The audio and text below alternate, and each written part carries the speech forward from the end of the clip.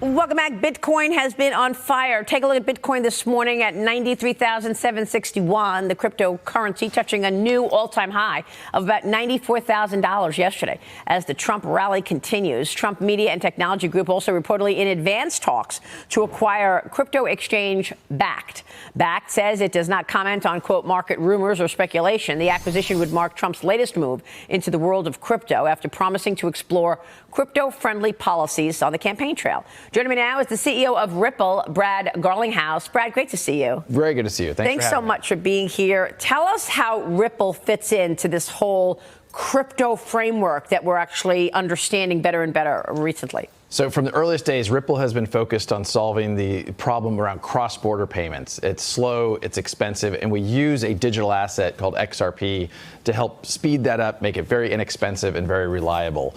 But the challenge, as you know well, is the U.S. has had this very hostile. The Biden administration has been waging a war on crypto, and I think an unlawful war. Courts have agreed with us on that.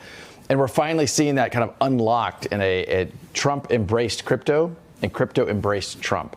And I think we're seeing that reflect in kind of how the markets have reacted since the election. So for Ripple, do you think that this also unlocks new revenue opportunities for you in the U.S.? Because I know the customer base is largely outside the U.S. You're exactly right. You know, the United States SEC filed a lawsuit about what is XRP 4 years ago. And so it kind of froze the U.S. market opportunity for us. You know, if you're a U.S. bank or U.S. financial institution, you're like, let's just wait and see how this plays out. So sure. 95% of our customers are outside the United States. And finally, I think we're at a point where we can actually see growth and see the crypto industry thrive here in the United States. The largest economy in the world has really been leaning out of the crypto economy. And giving it up to China. There's no question. Like, it's growing in the UK, it's growing in Japan, it's growing in Switzerland. I mean, these are big economies that are leaning, you know, the US really has been the outlier in many ways. Yeah, it's a great point. So talk to us about your outlook for crypto under the Trump administration and this deregulation that Trump is underway. Thinking about and talking about. Look, he's been putting together a cabinet. We still don't have his idea on a Securities and Exchange Commission head, CFTC head. All of these agencies want a piece of you, want a piece of the crypto industry. They all want to have some kind of a regulatory, role here. Do you think you get more clarity under the Trump administration? Who's running things? Yes, we want them to have a role. And as you know well, one of the biggest problems the crypto industry has had isn't the idea there's too much regulation. It's just the regulation's not even clear. We're trying to apply laws from literally 1946, a famous Supreme Court case called the Howey test. We're trying to apply that to a digital asset industry that's been developed in the last 10, 15, 20 years.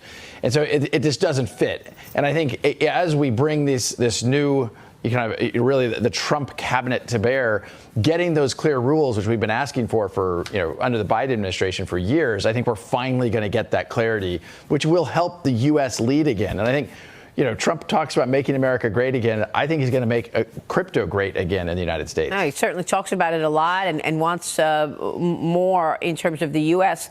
role in that. Trump reportedly meeting privately with the CEO of Coinbase, Brian Armstrong, on Monday to discuss key appointments for the second Trump administration. So Fox Business's Edward Lawrence spoke to Coinbase chief policy officer about that meeting. Watch this. We're gratified by the degree that the Trump team has had an open door with us and given us an opportunity to talk about our vision about crypto and to see them ultimately adopt much of that. We're very excited to do our part to fulfill the president's vision of making the U.S. a crypto and digital asset leader of the world. There's a lot of work to be done. There was a lot of damage done over the last 4 years that all of us in the industry and working with our policymakers can kind of get going on to restore the U.S.'s position as a global leader. Well, I'll tell you, I think it would speak volumes if Trump put in a crypto expert in the SEC.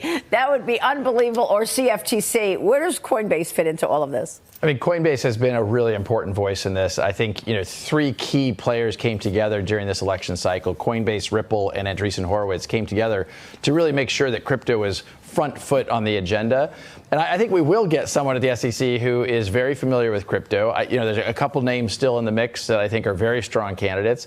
And the nice thing is these are people who don't go in with we're going to attack this industry. And it really did turn out to be, at a minimum, unethical and a maximum unlawful. And again, federal courts are saying that, not just Brad Garlinghouse. Right. And Trump has talked about the stablecoin industry as well. You're about to launch a stablecoin. Is that right? We are indeed. Ripple announced not too long ago, we're announcing something called RLUSD or Ripple USD. The stablecoin market now is about $180 billion. And the largest player is called Tether. We think there's an opportunity for the Ripple of the world, the institutional use case, selling into banks, solving that cross-border, and really making payments cheaper, faster. We think this is a perfect use case of these technologies. I can understand, because slowly but surely you're seeing financial services get it and start implementing crypto, stable coins in their businesses. Trump, of course, has vowed to fire SEC Chairman Gary Gensler on day one. I said day one. And Gensler has recently signaled that he may soon resign after President-elect Trump's massive election win. Here's a look at some of the rumored contenders Trump is considering for the chairman of the SEC, Brad. And I want to get your take on what's the most important thing that person should do in the early days of this new role at the SEC, should one of these folks get them. I think working with Congress and identifying here's the gaps in the existing laws that create the confusion. I think, I don't know all those candidates personally, but there's a bunch of very strong candidates up there that I think aren't going to pretend that, hey, the rules are clear. Gary Gensler would testify in front of Congress and literally say the rules are clear, but in the next sentence, he wouldn't answer the question, is ETH a security? So to me, it's just this, head in the sand.